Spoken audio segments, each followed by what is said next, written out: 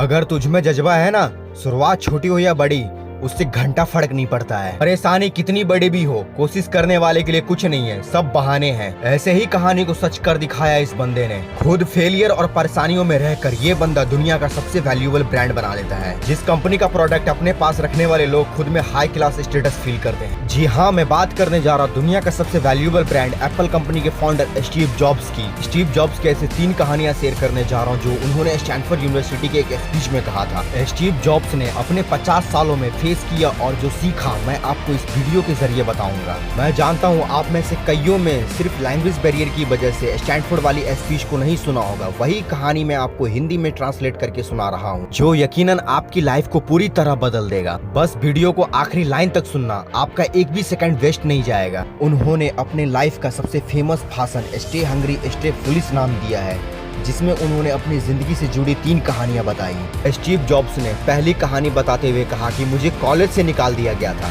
लेकिन ऐसा क्यों हुआ ये बताने से पहले मैं अपने जन्म की कहानी बताता हूँ। मेरी माँ एक कॉलेज स्टूडेंट थी और अनमैरिड थी।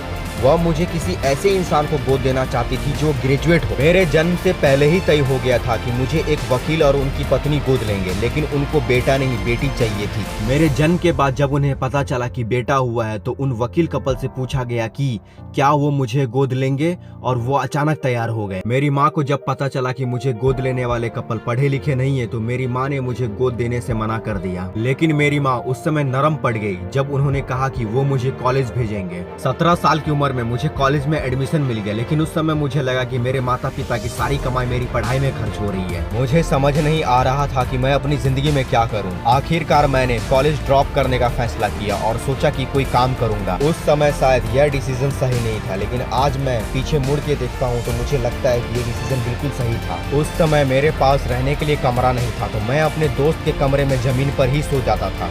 साथ ही मेरे पास खाने के लिए पैसे नहीं थे तो मैं कोक की बोतल बेचता था ताकि जो पैसे मिले उससे मैं खाना खा सकूं। और कभी कभी खाने के लिए मैं 7 मील पैदल चलकर कृष्ण मंदिर जाता था। रीड कॉलेज कैलीग्राफी के लिए पूरी दुनिया में फेमस था। पूरे कैंपस में हाथ से बने हुए बहुत ही खूबसूरत पोस्टर लगे हुए थे, तो मेरे मन में भी उसे सीखने की इच्छा जागी। मैंने सेरिफ एंड सैन सेरिफ टाइपफेसेस सीखी। मैंने इसी टाइपफेसेस से सीखकर अलग अलग शब्दों में जोड़कर टाइपोग्राफी तैयार की। 10 साल बाद मैंने पहला मैकिंटॉश कंप्यूटर डिजाइन तैयार किया। खूबसूरत टाइपोग्राफी के साथ यह मेरा पहला कंप्यूटर डिजाइन था। यदि मैं कॉलेज से नहीं निकलता और कैलीग्राफी नहीं सीखता तो शायद मैं यह सब नहीं कर पाता। अपनी दूसरी कहानी में वो बोलते हैं कि मैं इस मामले में लकी रहा कि मैंने जो चाहा वो किया। वॉज एनिक और मैंने गैरेज में एप्पल की शुरुआत की। तब मेरी उम्र 20 वर्ष थी। हमने बहुत मेहनत की और 10 सालों में ही हम बहुत ऊपर पहुंच गए। एक गैरेज में 2 लोगों से शुरू हुई कंपनी 2 बिलियन लोगों तक पहुंच गई और इसमें 4000 कर्मचारी काम करने लगे। हमने अपने सबसे बेहतरीन क्रिएशन मैकटॉनिस कंप्यूटर को रिलीज किया। जैसे जैसे हमारी कंपनी आगे बढ़ी हमने एक प्रतिभाशाली व्यक्ति को कंपनी संभालने के लिए चुना। पहले साल तो कंपनी ने अच्छा काम किया, लेकिन जो भविष्य को लेकर हमारा जो विजन था वो फेल हो गया। मैं अब 30 साल का था और मुझे कंपनी से निकाल दिया गया। मुझे लगा कि मेरी ही कंपनी से मुझे कैसे निकाला जा सकता है। इसके बाद 5 सालों में मैंने नई कंपनी नेक्स्ट तैयार की और इसके बाद ही एक और कंपनी जिसका नाम पिक्सर था। पिक्सर ने दुनिया की पहली animated feature film toy story बनाई। इसके बाद एप्पल ने नेक्स्ट को खरीद लिया और मैं वापस एप्पल पहुंच गया। हमने ऐसी टेक्नोलॉजी बनाई जिसने एप्पल को नया जीवन दिया। मुझे लगता है कि यदि मुझे एप्पल से ना निकाला होता तो शायद मैं ये सब नहीं कर पाता।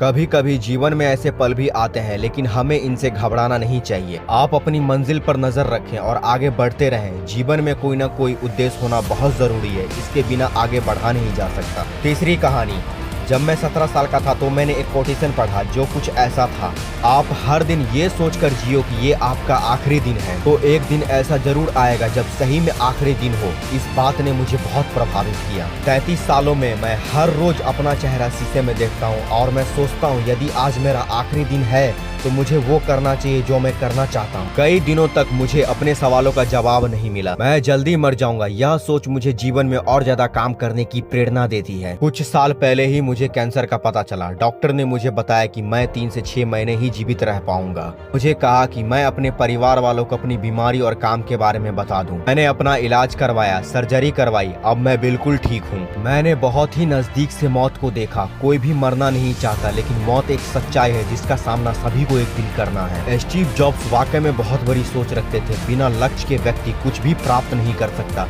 किसी को भी कुछ बड़ा करने के लिए एक उद्देश्य होना बहुत जरूरी है, जिसका पीछा करते हुए हम अपनी मंजिल तक पहुंच सकते हैं। दोस्तों, आपको स्टीव जॉब्स की इंस्पिरेशनल स्टोरी कैसी लगी हमें कमेंट सेक्शन में जरूर बताएं। ऐसी और भी motivational video and motivational story को देखने के लिए हमारे चैनल को सब्सक्राइब करें और वीडियो को शेयर करें। जय हिंद।